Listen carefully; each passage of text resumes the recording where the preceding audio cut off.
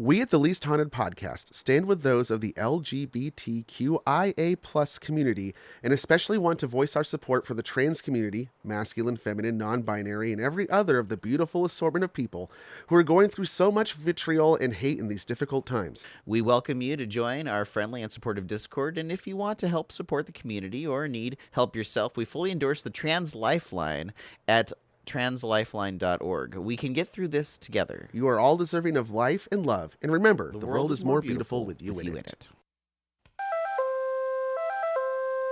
Hello, dig for bones.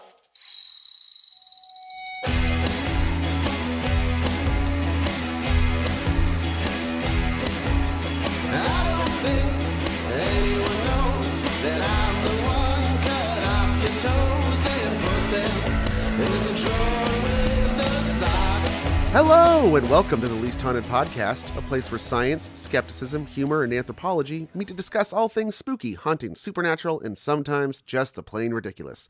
I'm your host, Cody Franks, and joining me as almost always is elegantly and eloquently exploring, explaining, and enumerating exceptional events evolving in an ever-elongating extrusion of entertaining ethereal effluence, giving way to entropic evasive explosions of esoteric and exhausting excuses regarding ectoplasm.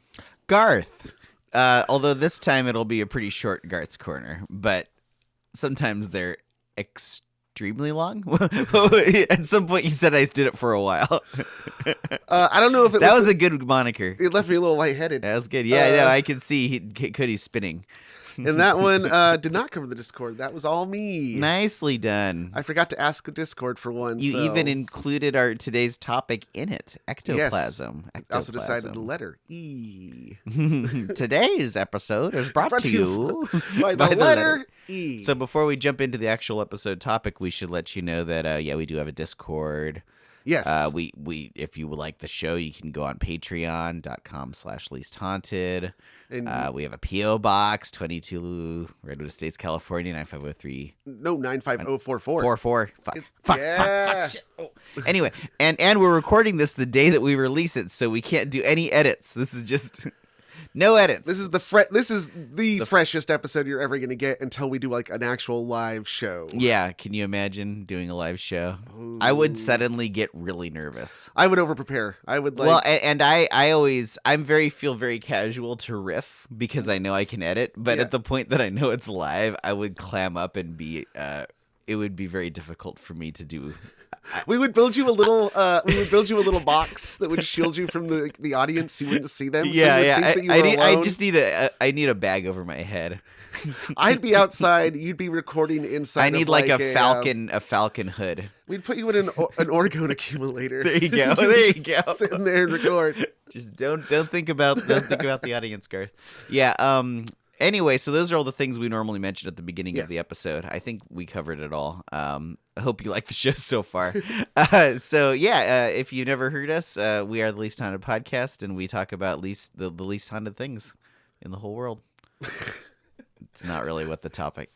Okay. Cody told you already what the show is. Yeah, but I got okay, but I have to preface it. Okay, go ahead. So today's topic, it could have been a Least Haunted University course. Oh, I thought it was going to be. No? Okay. No, I mean, it could have been. Okay. As we're going to find out, it also could have been a Legally Haunted episode. Oh, okay. It could have been. But sometimes while I research these topics, I end up falling down a rabbit hole. And in doing so, I find stories that are way more interesting than what it was I was going to originally talk about. Mm-hmm. And sometimes you find a pun so perfect that now the whole episode has to be dedicated to that. So you were so inspired by this pun that you threw away your notes and decided, I'm going to do an hour and a half. That's this pun. No, it's not going to be the auto-ron. Okay. It's just that the episode title is a perfect pun, and you'll find... I mean, people have seen the title. You've all seen the title, but I haven't. Yes. Okay, so today we're going to talk about ectoplasm. Ectoplasm. And the spirit medium Helen Duncan, who was the last woman to be tried for witchcraft in England. No kidding. Wow. Helen Duncan. That's why this Duncan. episode is called Duncan Do Nuts. Jesus. That was I got it now. Yeah, it's good. It's good. Okay. So Garth, what do you know about ectoplasm? Well, I figured I assumed that it was a story contrivance of Ghostbusters. I didn't know did it exist before Ghostbusters. I thought it was just a funny joke, like, oh, ghosts leave snot. That's funny because it's gross, and like cinematically, it's like a funny thing for a kids movie. Is there more to it than just Ghostbusters? Yes, that's the thing. Okay, but Ghostbusters does play a big role. So ghosts. All right, so ghosts are ethereal beings that have no physical. You could go right through them. They just float around, but they don't leave a trace really unless they want to. But they also leave goop. So that's like a physical thing. Well, that's the goose. the Ghostbusters. I always imagine, in Ghostbusters, like if a ghost goes through a wall, they'll be able to go straight through it because they're a ghost. But maybe there's a little residue left, and that's the. But see, that would imply that they are physical. It would imply there's just a little bit. Okay, so that actually is part of what ectoplasm is. So they must have to rejuvenate it and get more. Okay, so if they keep leaving it around. As it turns out, like everything that we probably know about ectoplasm in our modern popular culture, which comes from Ghostbusters, and is wrong, as opposed to what's correct. Yeah, well, it turns out, it turns out it isn't just a gelatinous green slime. Oh, okay, and it doesn't come in juice boxes. Bring back the Ecto Cooler, everybody, if you know what I'm talking about. Did they actually sell that? Yeah. God. And you could drink? You never had High C Ecto Cooler? No.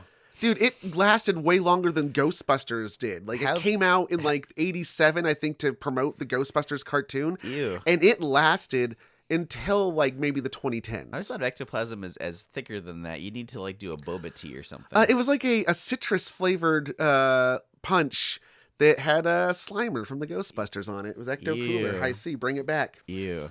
It was actually really good. No, okay, so no. That's your 9-season arc.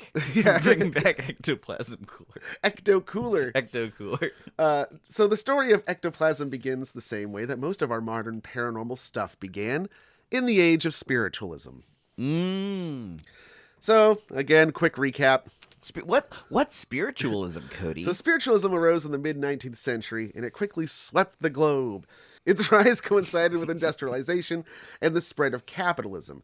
That is to say, spiritualism was a good way to make a buck, and often relied on an ignorant public's lack of knowledge regarding recent scientific and technological advances. I always think of Spiritism as located chiefly in England, in Victorian England, with a bunch of top-hatted... Started in the U.S. Oh, yeah. It was big in England. Yeah. So it also preyed on the public's search for deeper meaning in a changing world. So, lack of understanding of scientific advances, looking for meaning in a changing world. Gee, I'm glad that's not happening anymore. Yeah, boy, right? It's so good we're enlightened these days. Yes. We don't have any of that going. In fact, I'm surprised it hasn't happened yet. Someone's going to make it. I think I've said this before. An AI chatbot that tells you that you're talking to your dead loved ones. Oh, that was a early dark Black Mirror episode. Good one, real good one actually. I don't know. I'm a big fan of that show. Okay, so the spiritualist movement begins in the mid 19th century. Did I say Dark Mirror? I think it's called Black Mirror. Black Mirror. Okay, continue. I mean, in this universe. Yeah, wait a minute. What universe are we in? Okay, I derailed you. You're in the middle of a sentence. Sorry. So yeah, it starts, as we've talked about before, there's a lot of reasons why it became popular. So one of the earliest people who started it, kind of the originators, were these sisters, the Fox sisters. Mm-hmm. And their whole deal was that they... So they were communicating with a spirit, and it would give them answers by a clicking sound or tapping. Oh, okay. Right, so they would ask the question, and then it would like 2 clicks for yes, it's one kind for of no. a Mr. Ed thing. Yeah, right. And then it would happen, and they got really fucking famous. They did world tours and stuff like that, made a lot of money, and then at some point, one of the sisters came forward, was no. It's all a scam. She's we made it up. It was all a scam. And then she was giving lectures trying to show people this is how we did it. I wonder what caused the change of heart. There's a drunk history about it. Oh, interesting. That I'd recommend, if you want. I can't remember all that off the top of my head. But what they were doing was they had the ability to snap with their toes. Oh, got it. Or pop their toes, and that would make the cracking sound. And so they would be doing that under the table. And everybody fucking fell for it. But when you have something, it's like today there's TikTok, right? There's viral. Yes. Viral things going viral has always been a human experience. There are always trends and things that catch on and play out in absurd ways that have lasting implications. Case in point, go look up the Dutch tulip bubble. Oh yeah, that's a bunch great of people story. like some colored flowers, crash the economy, start the slave trade. What the fuck, man? Like people get way into too way into things. Things get out of hand. Yeah, and you have good copycats. example. And so, in the case of spiritualism, this starts spreading. You have mediums, and even though the originators said no, this was fake, too late. It's too late. Yeah. And then you have things. Go listen to our episode "Psychic Wars" about Harry Price and the Psychical Research Institute and so on. It becomes big business. At the same time, though, this is happening, we have all actual scientific advances that are taking place. And a lot of scientists, for some reason, believe in spiritualism. Well, and Garth's Corner is going to get into one of them that was an astronomer. And I find it so fascinating, these people who are men of science. They're men of science, and they have this other thing, which is spiritism, and they're trying to make both work in their heads. It's all strings, Garth. It's all strings vibrating. And that kind of inclination is so fascinating. Yes. Okay. Continue. Yeah. So one of those guys, not the one you're talking about, but this is Charles Richet. He was French, born in 1850. He is he's a scientist. And he actually wins the Nobel Prize in 1901 for basically he discovered or is the first one to describe anaphylaxis. Anaphylaxis. I've heard of anaphylactic shock. Yes. But I don't know what that actually is. Extreme allergic reactions to things. So what like if he gets was, stung by a bee and your throat swells up? Yeah. Yeah. So he, what he basically did was he had this idea. He noted that people had like violent reactions to things. And he thought that, well, if you expose them to small amounts of it, you can build up immunity maybe. Okay. And so to test this, he gets the toxin from a Portuguese man-o'-war jellyfish and some from some like super toxic, deadly sea anemones. Oh my. And he injects these into dogs. Oh no. But what he found was the first time he injected the dog, it actually didn't have any real reaction, surprisingly. But the second time he gave it to the dog, even up to weeks later, it fucking seized up and it died. This sounds very familiar. I remember reading a book about disease. Oh, what was it called? Shoot. Anyway, it was about the first exposure to a thing not being too bad, and then your body recognizes it and that's anaphylaxis. Overcorrects. Yes, and that's what he discovered. Okay. And he named it first he called it aphylaxis. But later he changed it to anaphylaxis purely because he thought it sounded better on the ears. It was more beautiful. Because remember, he's a Frenchman. It has to be poetic. There's aesthetics to things. And so it's from Greek, ana meaning against and phylaxis meaning protection. Like a prophylactic is phylactic, protecting, but ana would be anti-protection. And so it is like the opposite of immunity. Yeah. And so it's an immune system overreacting. Yeah. So he gets the Nobel Prize in medicine for that. But he also had an interest in spiritualism and parapsychology. He actually was a member of, and I think briefly, the president of a psychical society. For the Society for Psychical Research, which is where Harry Price was. We've heard of them, yes. Yes. So he was the president of that for a while in the United Kingdom. Now, in 1894, before he did his work in anaphylaxis, he coined the term ectoplasm. Oh. So this is the guy. How do you break down that word? Ectoplasm. Ecto meaning outside. Plasma. Plasm, and plasma means to be formed. Outside. So there's to be formed outside. Huh. And there's a reason. It's yeah, because, as we're going to find out, the idea that we had of ectoplasm being the thing that ghosts leave behind. He slimed me. That's great! Is not what ectoplasm really was or was coined as. Okay. So at this time in the 1880s and 1890s, they are trying to figure out, a lot of psychical researchers are theorizing about this thing they call the actinic force. And again, you'd have there's the the outside. The question that they had was, okay, we believe that all these mediums are real. Also there's two different kinds of mediumship. There is there's one that is just like a communicator who like, oh, I hear like the psychic, I hear the voices and I'm going to tell you what they're saying. And then there's what's called a physical medium. And a physical medium is one who can actually like cause things to move or summon spirits. You summon the ghost and the ghost moves objects. Yes, or appears. Exactly. It moves. So in that way, like Ouija board would be is a form of like physical mediumship. Whereas, Sylvia Brown putting her hands on it and saying, oh, the ghost, that's a clairvoyant. Okay. Yeah, that's different, Coincidentally, also, Richer is also the person who came up with the idea of the sixth sense and called it the sixth sense. Oh. So if it weren't for this French guy, we wouldn't have that movie with Bruce Willis. See, it's weird how these things play out. Man. Yeah, the movie would have been called something else.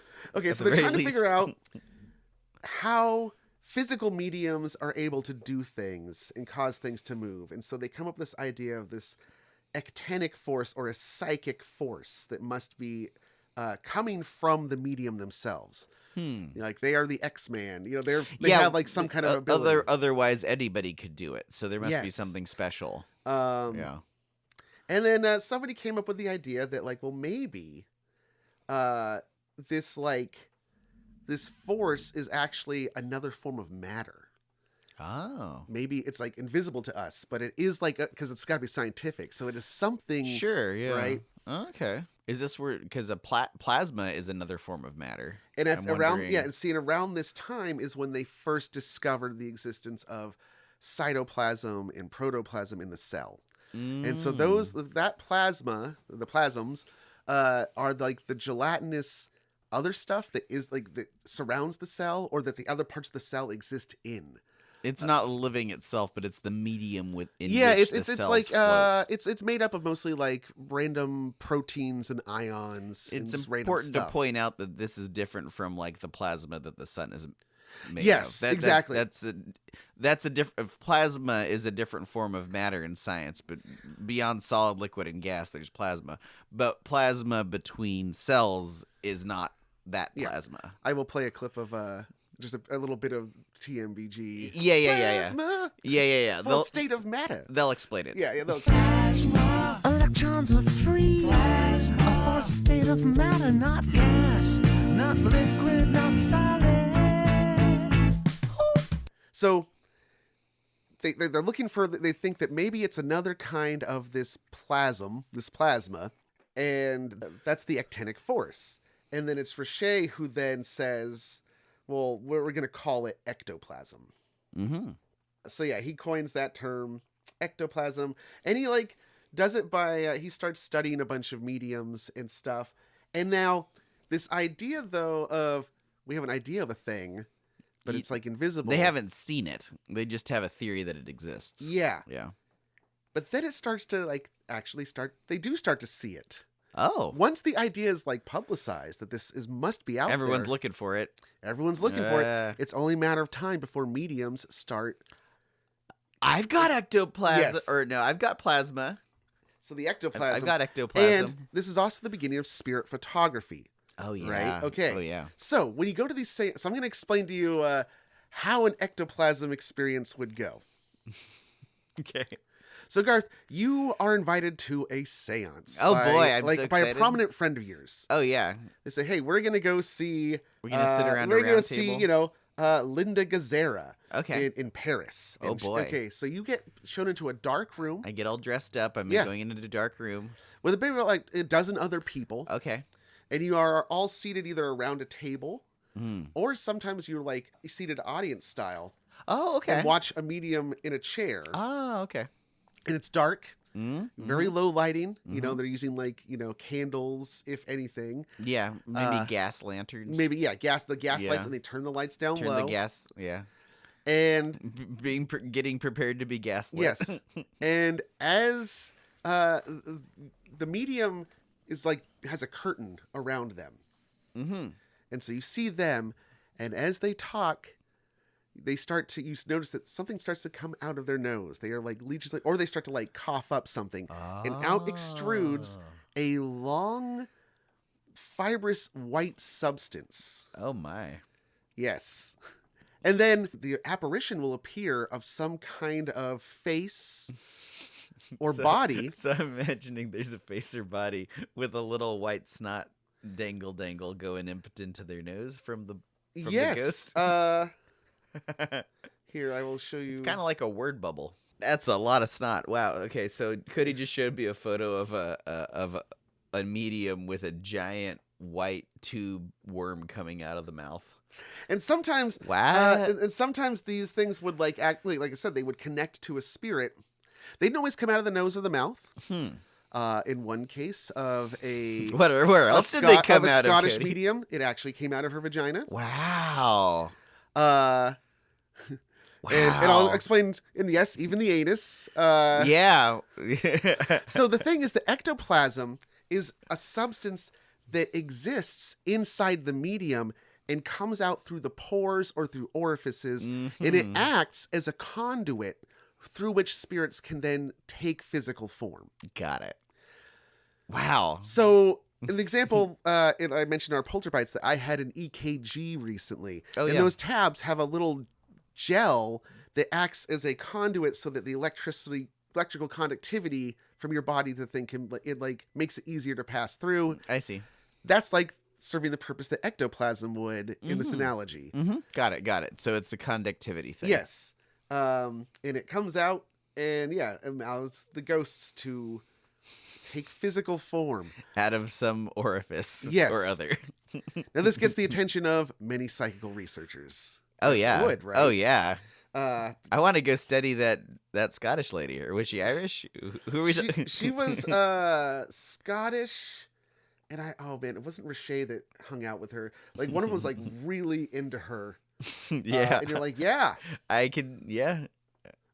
Can I study? It's Kathleen Gallagher was her name. Gallagher. And it was that she must have been wearing a dress, because how else would? Okay. Well, the guy that was like researching her I guess all the ladies wore dresses. Her gimmick was that she could cause a table to rock. And that's how it would answer the questions. The table would tilt. Yeah. And so the guy was like, well, how's the table tilting?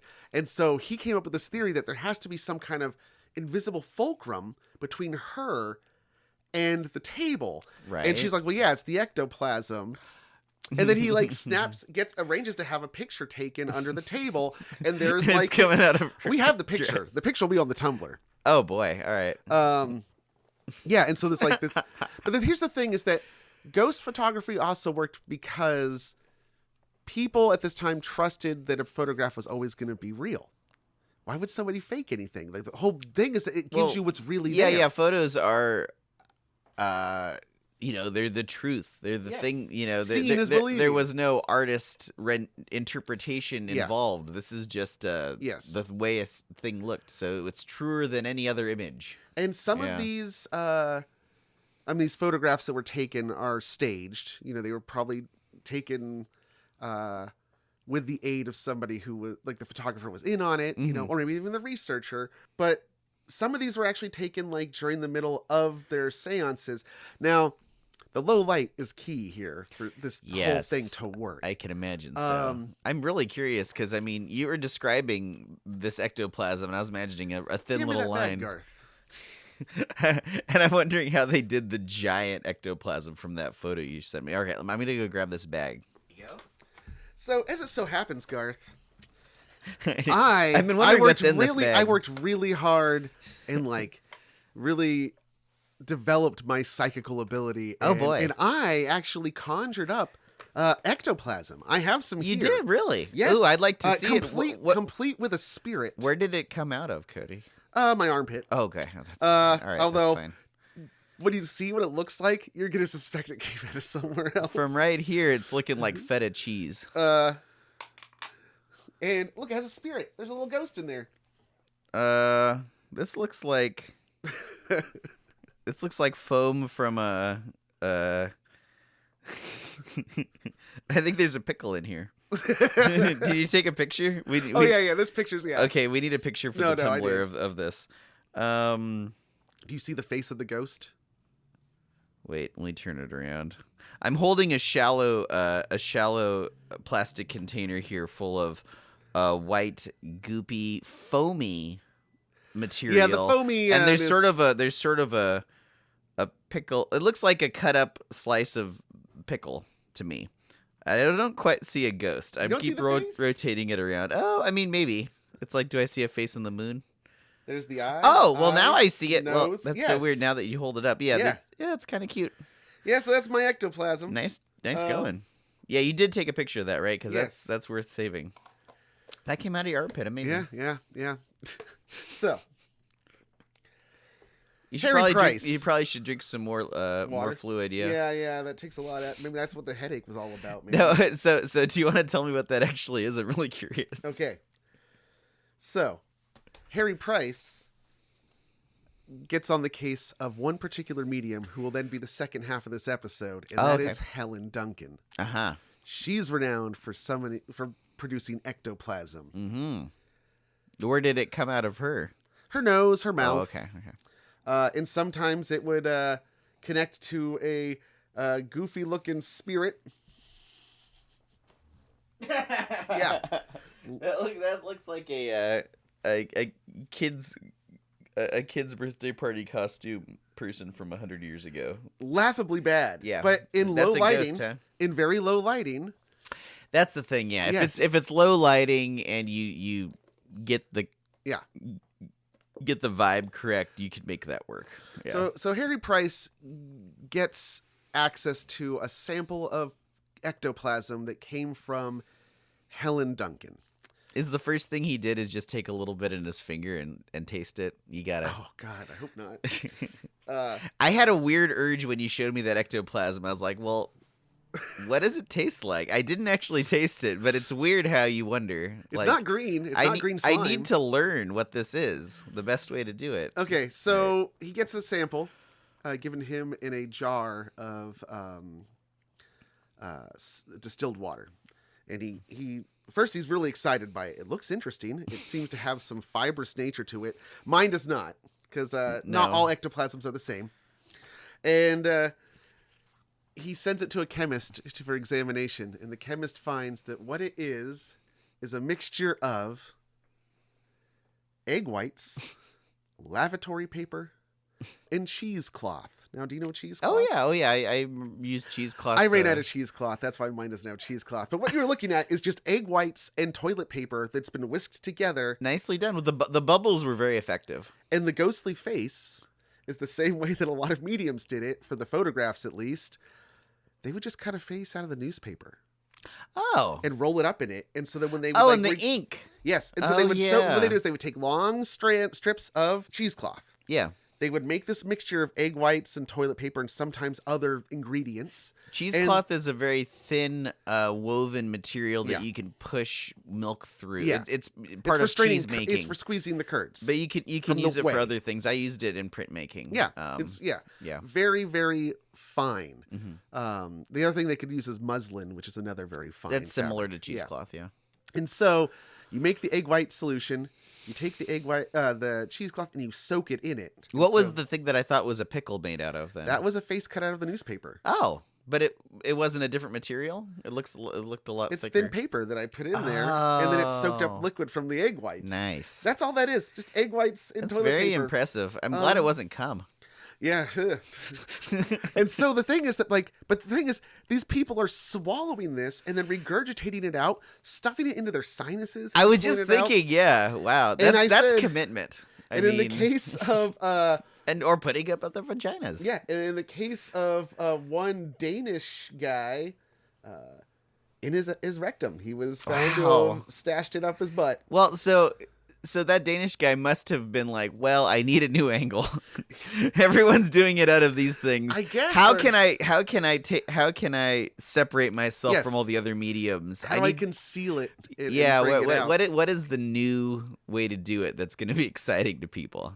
I gotta stuff it up my ass. Yeah, and so it's yeah. I mean, it's like it's so fucking laughably fake and gross. It's fake and gross, but it's also impressive that like.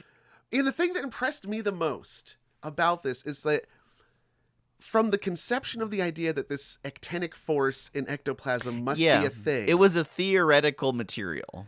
To the first medium, I don't know. I don't know who exactly the first medium was who then generated it.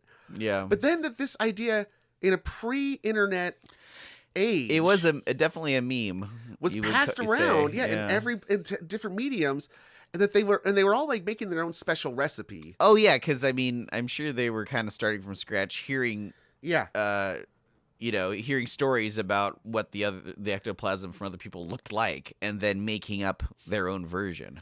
So, yeah, on our Tumblr, you will see a bunch of these examples, and you will see like just how laughably bad they are by our modern sensibilities. Yeah. You know, but that goes to show like that. But then also like if you're somebody who's trained to detect, if you can realize when you're looking at AI generated stuff, like, oh, that's AI, that's laughably bad AI. But there are other people who fucking fall for it. Yeah. It depends on what you know to look at and your personal experience and maybe your own sensibilities. So now we're going to take a little break. We're going to go find some slimy bones. We're going to go dig for some cottage cheese. Ectoplasm.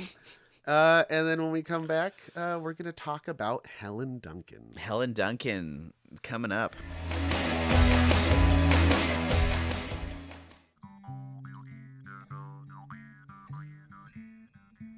Do you like beer? Of course you do.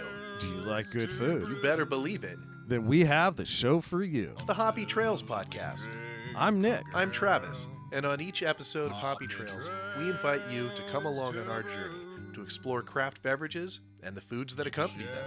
Check out Hoppy Trails on hoppytrailspod.com or listen wherever you find your podcasts. Connect with us on Instagram at hoppytrailspod or reach out to hoppytrailspod@gmail.com. We would love to hear from you. Come travel the Hoppy Trails with us, and remember to always say yes to the hoppy ending. Cheers!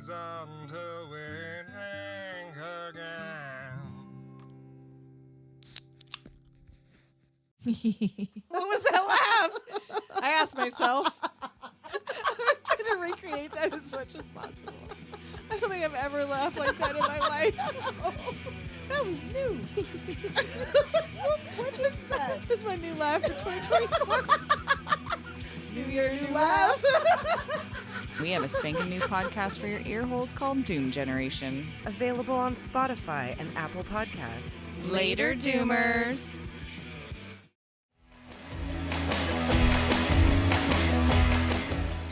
Boy, those were sure some ectoplasmic bones, weren't they? Slimy. Really goopy.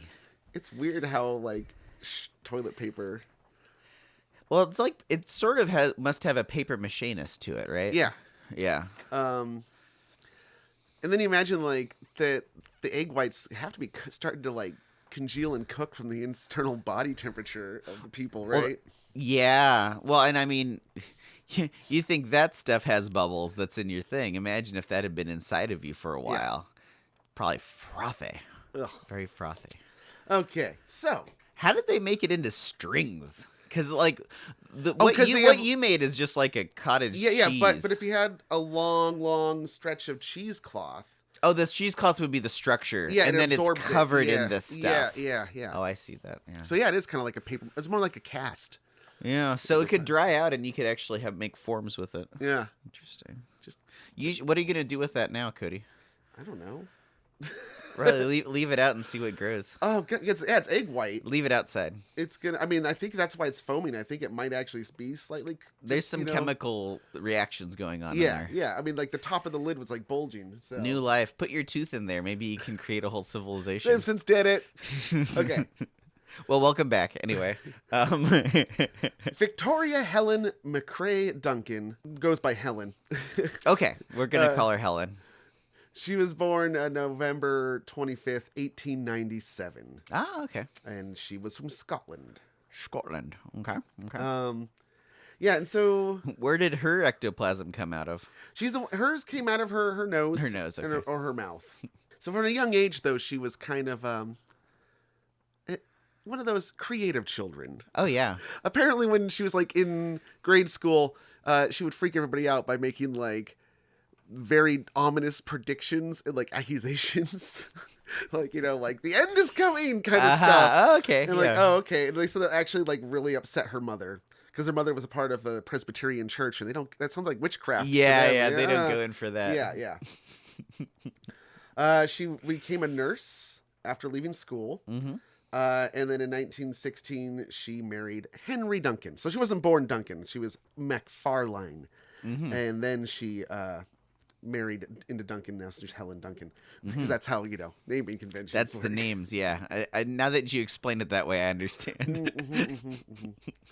So, but here's the thing. So Henry Duncan, though, he was a little bit older than her.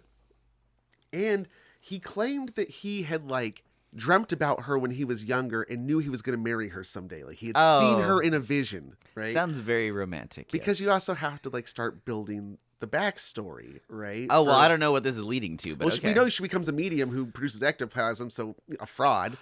So it's all about building the story of your psychic powers. Oh, I see. This is her origin story. The chronicle of your rise to power, yes. man. You have to have the story. Before she was even existed, she was dreamt of by her future husband. Okay. Yes. And so it wasn't that far before he met her, because he was in the trenches in World War I, which was going on at the time. And they married in 1916. The war wasn't even over yet. Yeah, but he had a dream about her in the trenches. Oh, okay. Yes. Got it. But he'd also been interested in psychic stuff since he was a kid. So he was like dabbling in spiritualism. So it's like easier to believe like, oh, people who are already experimenting with spiritualism have opened up that sixth sense essentially and are now they've opened up their minds to the possibility. Yes. And so they're more susceptible to it. So, when you get shell shock and are knocked ass over tits by that could be that could be a potential contribution. Yeah. You have a vision of a girl and you're like, I'm going to marry her someday. Ass over tits in a trench. That's a reference to the song. It ain't a song I'm familiar with. No, it's the Pogues did a cover of it.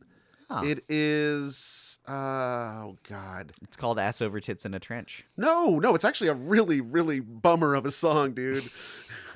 God damn it! I just know that it's the whole chorus. I mean, I could sing the whole song for you. Yeah, sing the song.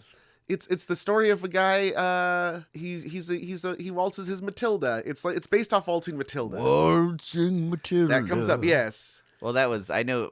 I was a young man. I carried a pack, and I waltzed my Matilda all over, from the shores to the sunny out. Oh, that's right. Yeah. I carried a pack from the shores to the sunny outback. I waltzed my Matilda all over. Then in 1915, my country said, son, it's time to stop wandering. There's wars to be won. So they gave me a tin hat and they gave me a gun. Oh boy. And they sent me off to Gallipoli. Oh no. Yeah. The whole song is about this guy. But he does get tits over ass. A big Turkish shell knocked me ass over tits. Then a big Turkish shell knocked me arse over tits. And when I awoke in my hospital bed and saw what it had done, Christ, I wished I was dead.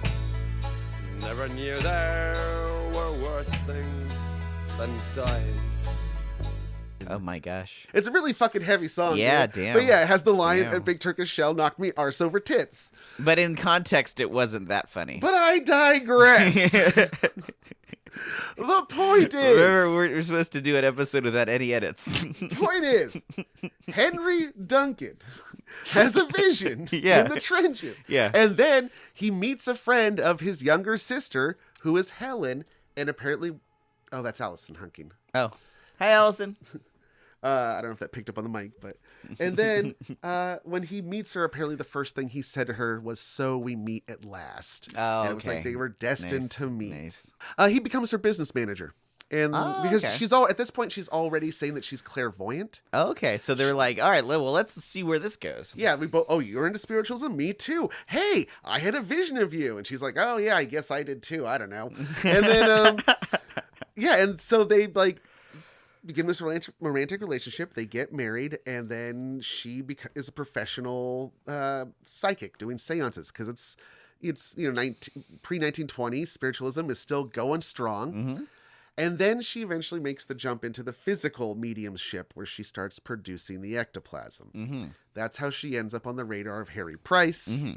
Harry Price is able to get that sample of her ectoplasm. And he's like, well, this is fake. It's a fake. It's a fake. It's a fake.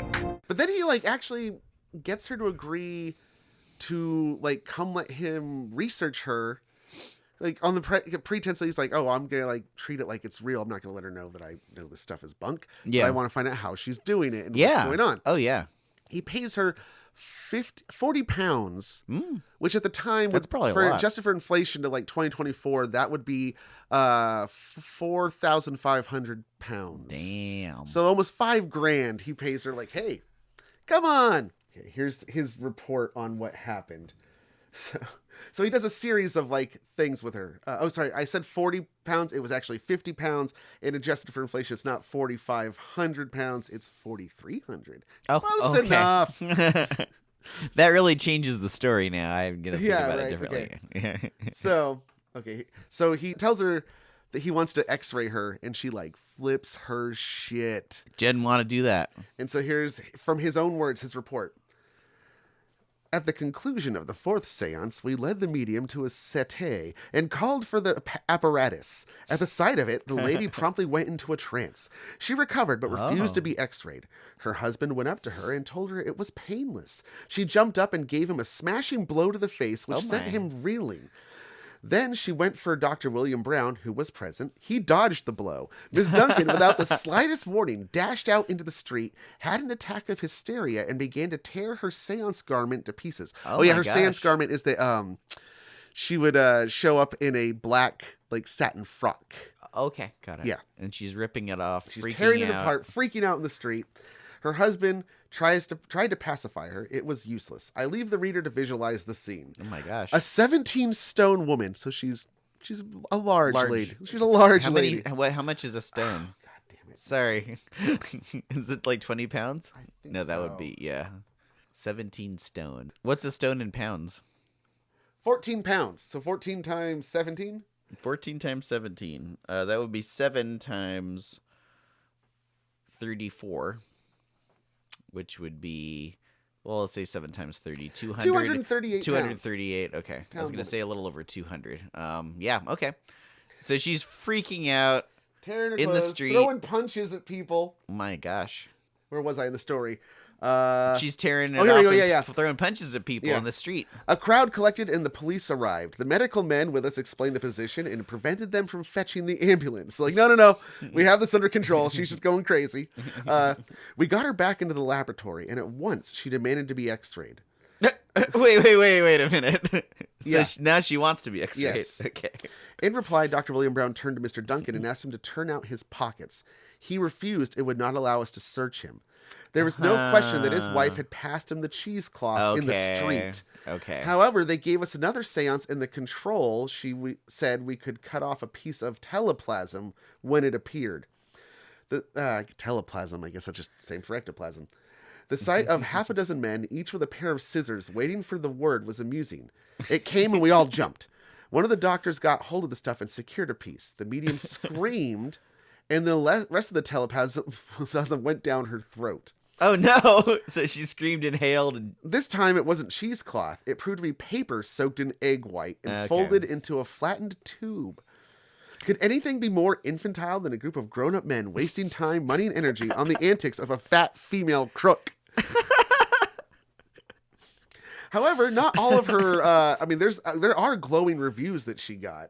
I will give you a bit of an account from. So this is a guy who talks about how his wife was having tea with a lady, and that lady invited them to go see Helen Duncan. okay. Like I said, your little theoretical scenario you had. Okay. Yeah. On the day arranged, we went to Tullibody, a village in Clackmanshire. We got to the cottage of Mrs. Letmore and were invited in by this lady. Miss Letmore was preparing the rooms for the seance. She asked me if I could hang a pair of curtains in a corner of the room, and I began to check out this corner, examining the walls and floor. The lady re-entered the room and saw what I was doing. She told me to carry on and have a close examination. I could find nothing suspicious. Okay. Others were arriving. There were about 12 people there, including Mrs. Petrie, who was the one that originally invited them. I love all of the proper nouns in this story. Yes. Petrie, Tullamore. Miss Duncan had been dressing in front of women at the seance. She wore only a black frock. A seat was placed behind the curtain I had hung, and Miss Duncan then entered and sat down. We sang a hymn, and just as we finished, we heard a voice, a well-modulated and educated male voice. He introduced himself as Albert. I believe his surname was Stewart. Again, all the proper names. Yeah. He spoke for a minute or so, remarking, quote, I do wish Miss Duncan would stop smoking. He was referring to the ectoplasm which Miss Duncan emitted while in a trance, which he found unpleasant. He said then, quote, can everyone see me? And a white specter stuck its head out of the curtain. Whoa. I have to admit, I got quite a bit of fright. Whoa. Albert withdrew behind the curtain again. He began to describe a little old lady and said he wanted the man on his left, asking him to speak up and asked out the spirit. The man did so, and the lady, as described, came out walking towards the man. He was clearly dumbfounded and kept saying, Mother, mother. The lady said, quote, is that all you have to say to me, son? The lady did not walk back to the curtain, but seemed to collapse like a cloud of steam, then disappeared under the curtain. Several people kept coming and going, being described by Albert. They were all types, male, female, and children. Eventually he said that I want the mediumistic gentleman in the middle. He was referring to me. Quote, there are 2 of your guides here. Will you ask them out? Then he said who was going first. First is not always first, which is weird. I asked them out, and my guide, as I believe, came out. He was at least 6 feet tall and was a Sikh and wore silk clothing. He had a full beard, and his turban, there was an amber-colored jewel.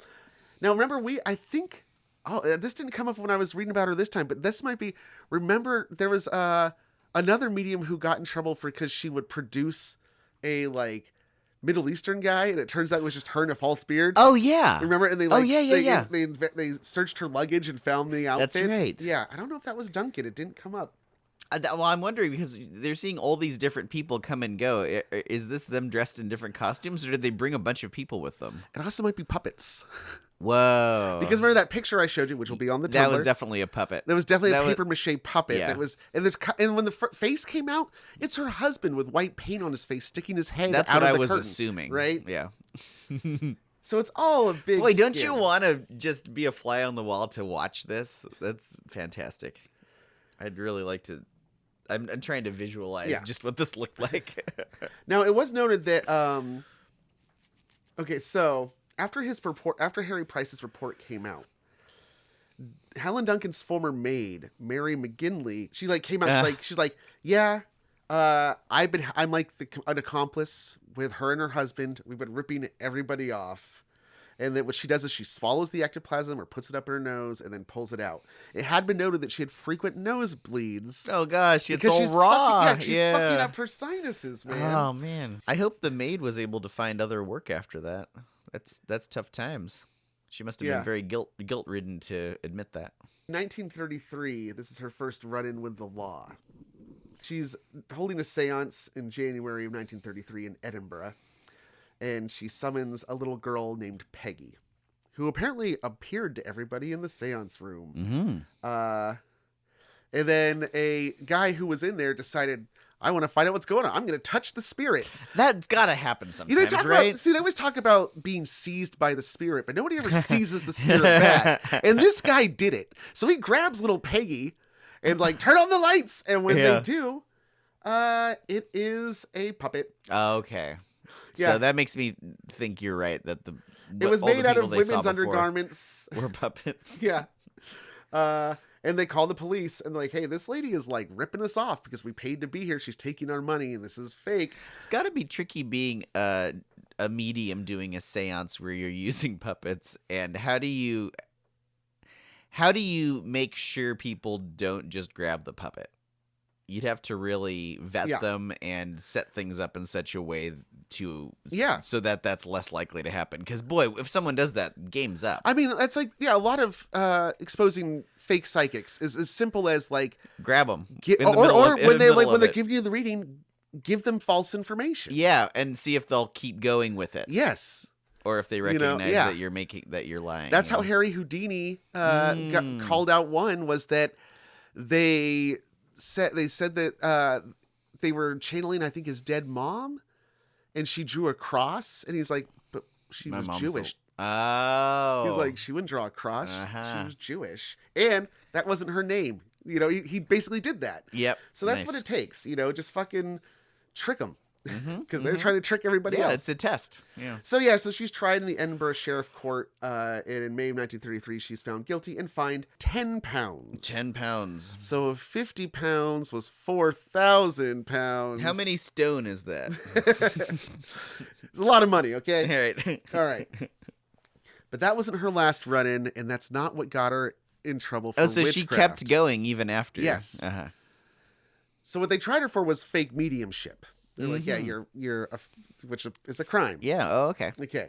Now, spiritualism got its start in just after the Civil War. Yeah, in America. You said, after the Civil War, because remember we talked about. Oh yeah, all the dead people. People wanted closure. Her career kicks off after World War I. Same kind of thing. It's it's these people, they prey on tragedy. Well, and it's in wars a lot of the times trauma. People's bodies are not recovered. Yeah, there's a lot of lack of closure. So more so than normal, maybe. Around each of these wars, the mediums get a little boost. Mm-hmm. Same thing with World War II. Mm-hmm. Right. So let's try it again. So in 1941, November, Duncan is having a seance. And she claims that she materializes the spirit of a sailor. And this sailor had recently died on a British ship called the HMS Barham. And it sunk near Egypt. Mm-hmm. And she, as she materialized him, she also materialized the band from his hat that said HMS Barham on it. But here's the thing. The fact that ship had sunk, it was classified. Oh. That was not publicly known that had sunk. What's going on there? So this catches the attention of the government. They're like, do we have a spy in our midst? Is she a spy? Whoa. Right? Oh, that's because really there were interesting. in the audience, there were two lieutenants who were there and in they were seance. like, no one knows about that. Yeah, no one knows about that. Yeah, how did she get that band? Yeah, and also one of them was not impressed by the white figure that appeared and claimed to be his aunt. He's like, no, that's not right. You're not her. Something's not right here. And he's like, wait a minute. How do you know about the Barham sinking? That's fucking weird. Another person who was there, Duncan said that she summoned their sister, and they're like, no, my sister's alive. That's interesting because if they were true believers, they might go along with it and be like, well, that might be classified, but it did sink, and I know that. Yeah. So that's even better proof because most people wouldn't know that yet. So, the lieutenant, one of the lieutenants, his name was Worth, Lieutenant Worth. He was worth it, man. He knew his worth. And in Britain, they were called lieutenants, I believe. Yes, okay, lieutenant. Yes. So he's so disgusted by the whole experience that he calls the police. He's like, hey, we got somebody who's ripping people off. She's a fraud. And she has classified information. Yeah. So maybe something should happen here. And so on January 19th, undercover cops went to another one of her seances and arrested her mid-seance when a white shredded spirit appeared. And when they grabbed that spirit, it turned out just to be Duncan in a disguise. It's a lot of that going on. It's a sting operation. So they found that she had in her possession a fake mocked-up hat band from the ship. But see, the thing is that it said... was it like a coincidence then, or did she actually know? Yeah. Yeah. So here's so first of all, the hat band said HMS Barham on it, right? Yeah. She didn't know that they had recently changed the uniform protocols. Oh. So all the hat bands just said HMS, but they did not say the name of the ship Because it's cheaper to produce that for mass production, right? And you can switch them out. You don't have to make exactly. it specifically if the for a sailor ship. gets assigned to a different ship, he just takes his thing with him, right? Mm-hmm. So she didn't know that. So that was an obvious giveaway to that lieutenant. Like, hey, that's a fake. That's old. Yeah, that's not how it works anymore. Mm-hmm. So they arrested her and they charged her under Section 4 of the Vagrancy Act of 1824. The Vagrancy Act? Yeah, that was just... What? Yeah. So they're like, that was just to like hold her for, I guess. Yeah, like, that sounds like tax fraud or something. yeah, it's like she's trying to rip people we have off, an excuse. right? Vagrancy Act. But then they decide, they realize, hey, we can actually get her under Section 4 of the Witchcraft Act of 1735. Oh, no. The Witchcraft Act of 1735. This is 1941. Yes. Wow. Now, here's the thing about the Section 4, though, of the Witchcraft Act. They were not accusing her of being a witch. Okay. Section 4 of the Witchcraft Act made, in addition to just witchcraft being a crime, it made it a crime to pretend to have spiritual powers in order to defraud people. As much as I'm not on her side, these are trumped up charges. That's bullshit. All mediums could be tried with this. What? Okay. What? Okay. So yeah, it was fraudulent spiritual activity, which was said had to go before a jury trial. The husband and wife team who like operated the seance parlor that she was in, they were tried as co-conspirators. The reason they came down on her so hard was like, okay, so what is the like? How did she know? Yeah, that's the loose end I'm curious And so about. initially that kind of like, raised the suspicions that there was that she was a spy or some kind of leak. As it turns out, although the sinking of the ship, which did happen, it happened off the coast of Egypt. They were sunk by a U-boat, and I think 600 or 800 people died. They didn't make it publicly known, but they did send letters to all of the family to let them know. Okay, well, So now you have that's the 800 families of Okay. people who could be talking. And further research later showed that an estimated 90,000 people in England were aware the ship had sunk before it was made Okay, so public. that's not too... I was thinking maybe she just happened to have that in her costume trunk, and then she just made up that it sunk, and by coincidence it had. Yeah. But it sounds like, okay. So that's not all that surprising. Yeah, so the reason they really came down on her so hard, though, was to make an example because she was exploiting the recently bereaved. It was people in... like at this point, like the Blitz is happening, like London's getting bombed. Yeah. And here's somebody who is making money Yeah, and it's pretty preying bad. on a public emergency and tragedy. Yes. So of course we're gonna fucking throw the book at her. Yeah. Get her under any way you can. You know. Yeah. One person who was not impressed with the arrest is gonna surprise you. Winston Churchill. He didn't like the arrest. No, for two reasons. One, he actually believed in spiritualism. And two, to quote him, so he wrote a note as official minister to the Home Secretary and said, quote, "Give me a report on the 1735 Witchcraft Act. What was the cost of a trial to the state in which the recorder was kept busy with all the absolute tomfoolery to the detriment of the necessary work of the courts?" You're wasting time and resources. Like, this should have been, like, because it became, the trial became, like, they called it the trial of the century. It became a distraction for people. Oh, okay. So on the one hand, yes, she is taking advantage of people. On the other hand, the government's like, but yeah, we can use this to, like, for public morale. We can, like, distract everybody from what's going on over here by, like, bread and circus, you know? That's really, really interesting. So, and Churchill was opposed to that because he felt like people needed to be paying more attention to the war. Yes. But other people in government wanted that's very fascinating. Okay. Yeah. I'm trying to think about everybody's motivations here. That Churchill, who was the leader at the time. Prime Minister, yeah. But, like, yeah, that's really interesting. I'm not sure quite what to make of that. Yeah. Because, yeah, I can see why you would want to get the public's mind off of the Blitz and all of this, but then other people would want to keep people's minds on it. I don't know. Yes. Yeah, that's interesting. So, she is convicted, found guilty, and sentenced to 9 months imprisonment. Wow. And a very firm... Is her husband? I mean, there's other people... He writes a letter begging for her release. But it was only her who got jail time. I think so. Okay, interesting. When they announced her sentence, she cried out, "I have done nothing. Is there a God?" and then collapsed. Oh my! Well, she's a little bit of a dramatic person, so And this was the conviction I happened expected no less. So the conviction came in 1944. Wow! So that was drawn out for 3 years. Which seems weird because like on one hand, I'm seeing in one source they say it was 1941 is when that seance happened, but if you go to the Helen Duncan organization website, because she still has believers, Oh my God! who to this day are campaigning to get her posthumously exonerated because they still Wow. believe that she was not a fraud.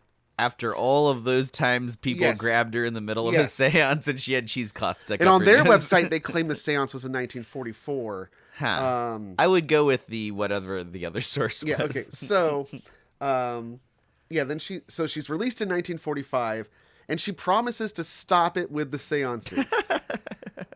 However, in 1956, she is arrested. They bust her. She's doing another She seance. just can't help it. And now has I'm this going to give need. you an account of what happened to her from her followers and her believers. This is from their website, helenduncan.org. Partway through a story explaining, basically the arrest and trial for the witchcraft thing that really took a toll on her and damaged her health.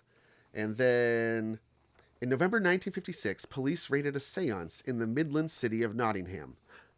That damn sheriff of Nottingham. They grabbed the presiding medium, strip searched her, and took endless flashlight photographs. They shouted flashlight photographs. They shouted at her that they were looking for beards, masks, and shrouds, but they found nothing. The medium was Helen Duncan, and in their ignorance, the police had committed the worst possible sin of physical phenomena, that a medium in trance must never, ever be touched. As the spirit world's teachers have patiently explained so many times, when this happens, the ectoplasm returns to the medium's body far too quickly and can cause immense, sometimes even fatal damage. Okay, so there you go. That's one of the things they did to mitigate people grabbing them in the middle. Is that it's dangerous. It's dangerous. Yeah. Okay. Got it. It's like don't wake up a sleepwalker. And so it was in this case. A doctor was summoned and discovered 2 second-degree burns across Helen's stomach. She was so ill that she was immediately taken back to her Scottish home and later rushed to hospital. 5 weeks later, after the raid, she died. Wow. Now, they claim that there were second-degree burns found on her. According to the official autopsy that happened on her weeks later, she just was there were no burns. She was very obese and unhealthy. A smoker. Just had it's true that the raid might have given her a very stressful event that could raise your blood pressure. Oh, yeah. And cause some damage. And then a few weeks later, she had a heart attack and died. Yeah. But they claim that she was murdered by the state's unacceptance of her abilities and powers. She was pretty young, though, because she was born right before the turn of the century, and this was the 50s. So she was born in 1897, so by and this was 1956, so she's almost 60. Almost 60. Yeah, okay. And very unhealthy. And has spent decades shoving stuff up her nose. Yeah, pulling stuff in and out of her sinuses, regurgitating stomach contents. Yeah. I mean, maybe she never had an infection before then. Yeah. So it takes a toll on you. It does, yeah. You can't, that's a young person's game. You can't keep doing that. Eventually, in the 50s, they did repeal that Witchcraft Act. Okay, good. So we could go to England and no, I think they just or Scotland. I think it might have been replaced by a different law. Oh, okay. I mean, I think taking advantage of people and defrauding people is still a crime, no matter there's just probably different reasons for it. We don't necessarily need to say it's we don't have to get the witches involved. It's still So yeah, like I said, there's still the Helen Duncan organization. You go to the website and you can sign a petition to have her posthumously exonerated. They want a full apology, and they want an official statement that she was indeed legitimate. But as we've shown, like, no, man, ectoplasm's not real. Actually, there is. I think did I say already there actually is one accepted scientifically acknowledged ectoplasm, because that happens to also be the scientific name for the outer membrane of an amoeba. And that's called ectoplasm? It's called ectoplasm. There you go. There you go. Some biologist with a sense of humor. So that is the story of ectoplasm. Wow. And Helen Duncan. Wow, that was a good one. England. That was a good one. We're going to do Garth's Corner now. It'll be a brief one. And since we have so little turnaround time, I'll just have to be percussive with my mate can. Oh, here we go. It's another Garth's Corner about this and that. And here we go. We're going to talk about all kinds of things in this Garth's Corner. How about that? All kinds of things? Welcome to Garth's Corner. Or something specific? Oh, just whatever. No, I'm going to do this Garth's Corner. This is actually your suggestion, Cody, that I do this Garth's Corner about a very interesting dude called Camille Flammarion. Yeah, he came up in the ectoplasm research. And I just did a bit of research on him. This is going to be a pretty short Garth's Corner, which I always say. But I didn't actually see what he had to do with ectoplasm. I think it was just it was a list of scientists who happened to be spiritualists. Well, and this guy was also an astronomer, which is I think one of the reasons that you sent him to me. Yeah, I was like, oh well, that's one that Garth will like. So he was born in the 1800s, and by 1860 he had finished up school, and he became a computer at the Paris Observatory. Back before there were actual computers. He's a mentat. Yeah, he would. If you read your Dune. Oh yeah, he would do mathematical equations for the observatory. He founded the Société Astronomique de France, and he was responsible for publishing a very famous engraving, which I'll talk about at the end of this. He was an astronomer. He was like a man of science, and also into spiritism, which is. We've met several people like that over the course of this podcast. In 1907, he wrote about Martians that communicated with Earth in the past. He had an idea of a seven-tailed comet that was heading toward Earth. So he was like looking up things, but he's also kind of writing fiction. But he was also it was like informed fiction. So kind of like good sci-fi that it's based in fact, like the movie Interstellar. Yeah, kind of. Yeah, exactly. It's like, this is fiction, but it's based on the best knowledge we have. Yeah. We're not just throwing crazy, it's not like Star Wars where we're just making stuff up. No. We're doing like physically grounded. Sci-fi. Hard sci-fi, you would call it. He had this other idea about souls when you die, you are reincarnated from one planet to the next, and you keep improving yourself until you become like a god. I guarantee you read that. L. Ron Hubbard. That's yes, and he's writing all this in the late 1800s, early 1900s, and he is one of the first people to come up with a lot of the stuff that comes up again in a lot of 20th century sci-fi. In 1862, he published his first book, The Plurality of Inhabited Worlds. 1862?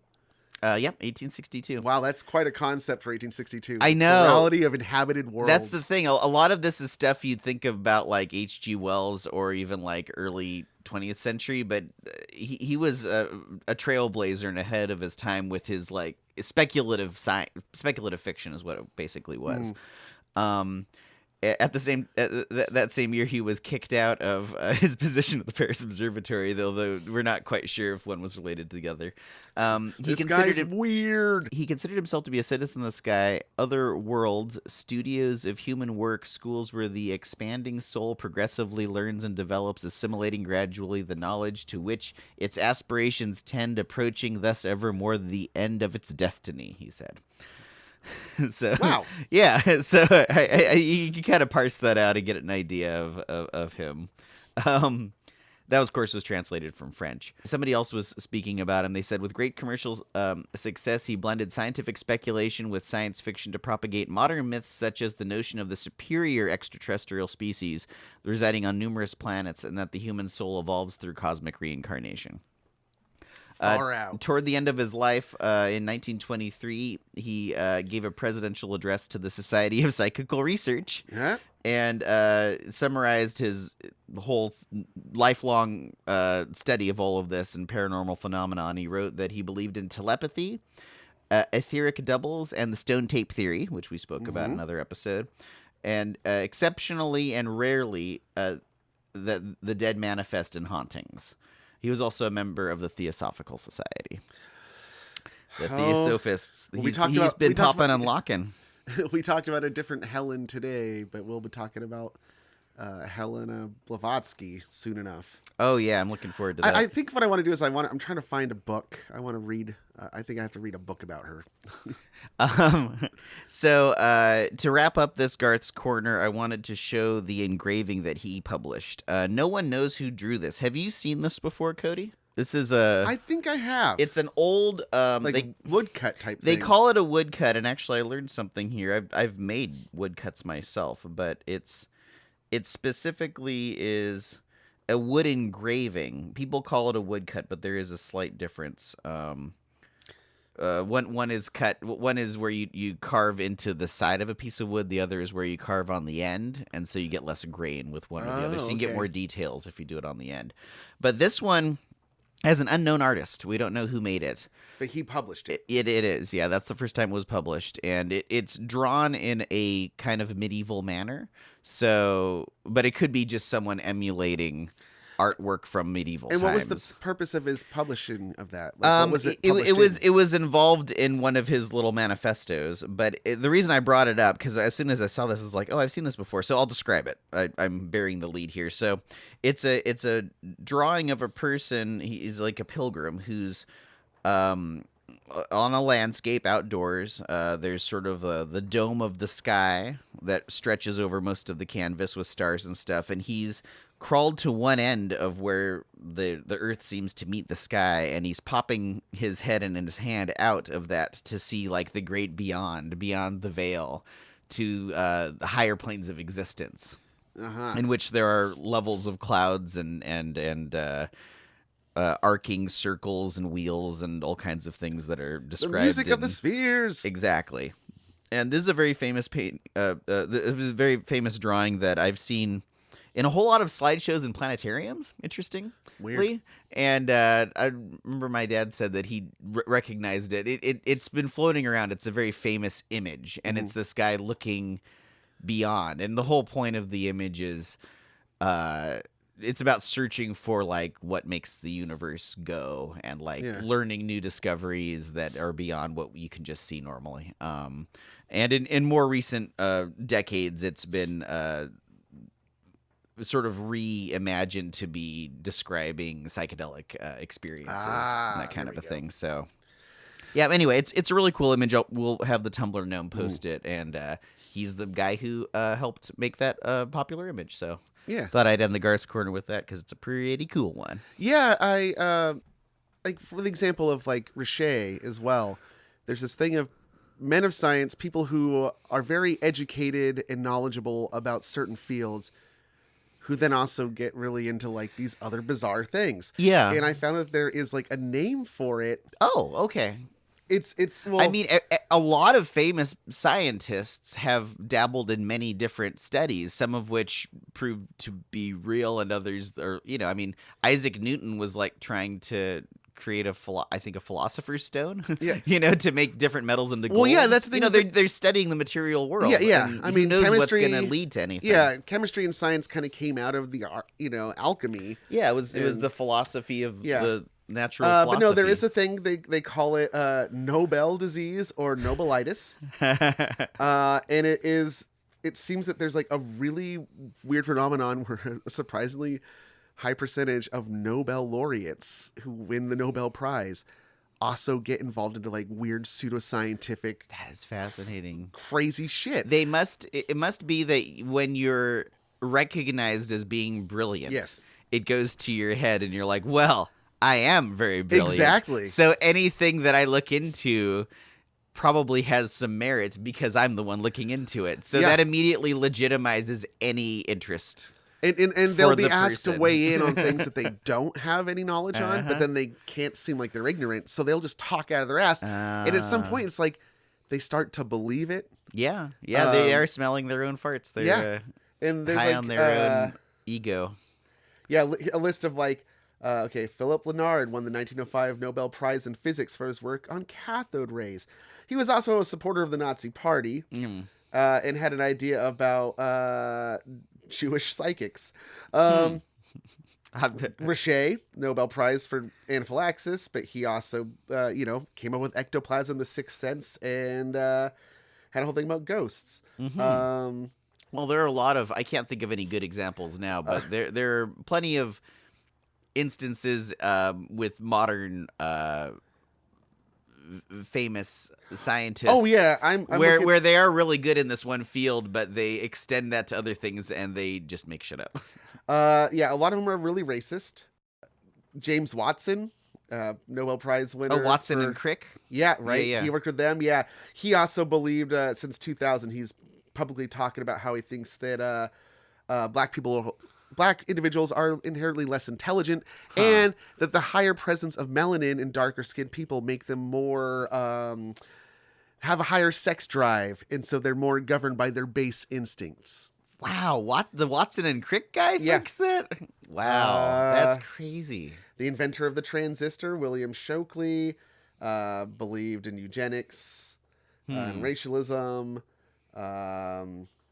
Nicholas Tinbergen, 1973 Nobel Prize in Physiology for Medicine, discovering he had things about the organization and elicitation of individual and social behavior patterns in animals. Also believes that you can cure autism by just like squeezing them, just hug them more. Wow. But lots of pressure. Yeah, the list. If you can look up on Wikipedia, has it's a called really good Nobel. list. What's it called? Nobel disease or Nobel Nobelitis. disease, Nobelitis. And so yeah, and anybody out there listening who's really good at a thing, just remember it doesn't necessarily translate to other things. Yes. You are specialized. Specialization, You're not yes. amazingly smart at all things. Yes. And then I guess just to fascinating. close up, we can just talk about that again to reiterate this thing about how as science advances and the world changes, and everybody's just trying to kind of keep their feet under them, Keep up, right? It feels like everything's changing it's the very perfect quickly. time for other people to sneak in with ulterior motives and bad science and just people who are operating in bad faith and will try to like make a buck or use it for their own I'd say now AI is our current ghost. That's the ectoplasm. That's the new one. Anytime a new technology comes out, it gets used in all these different ways. Yeah. And if you can make a buck off of it, it will be done. Yeah. Well, there we go. Well, there you go. Okay, so on that note, we got our monster squadron. Oh yeah, I believe there's sort of this squadron, and I mean, I wouldn't call them monsters. I think they're quite nice. They decided people. on their own name. Remember that was the last time we were trying to figure out? Yeah. What are they called? Squatties. Nice. Who are the squatties, Cody? I like it. I know, right? That's squaddies, not squatties. They're not squatting. They're squaddies. squaddies. Also, I think By Barbarian suggested that somebody who is a fan of SEQUOIDEA in general and what we do are pyro cones.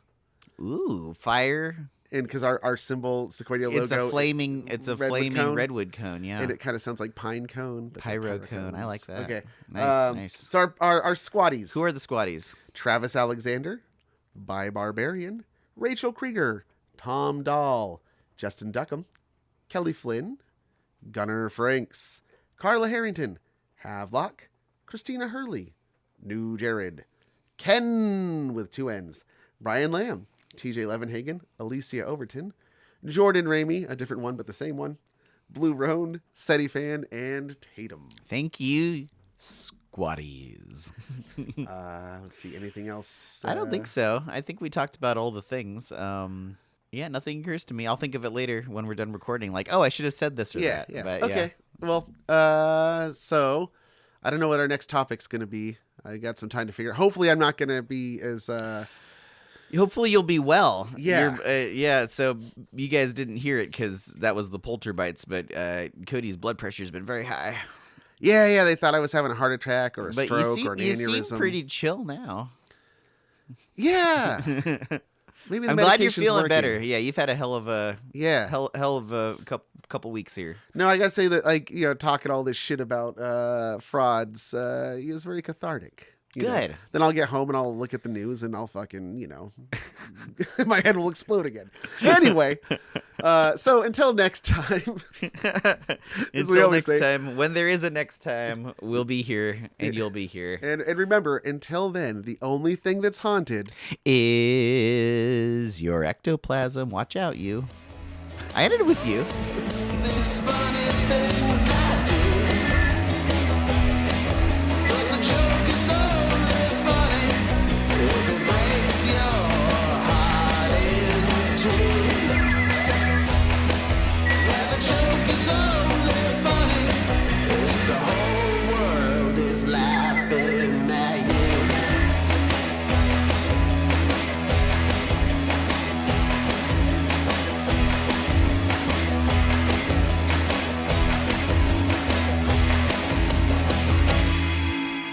Hey, goodbye.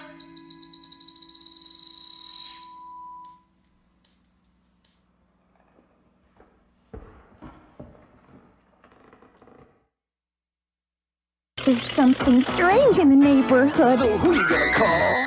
Ghostbusters! Each sold separately. Have no fear. Becky, Steph, and Spangler are here. So are these ghosts. They've got ectoplasm. We've been goofed. Now what? Stay Puft Marshmallow Man. Let's show this pile of dessert who's boss. Activate Neutrona Blaster. We ain't afraid of no ghosts. Peter Venkman, Ectoplasm, Stay Puft Marshmallow Man, and other figures each sold separately. Ghostbusters, new from Kenner. The Least Haunted podcast is recorded before a dead studio audience and is a presentation of SEQUOIDEA Productions, LLC.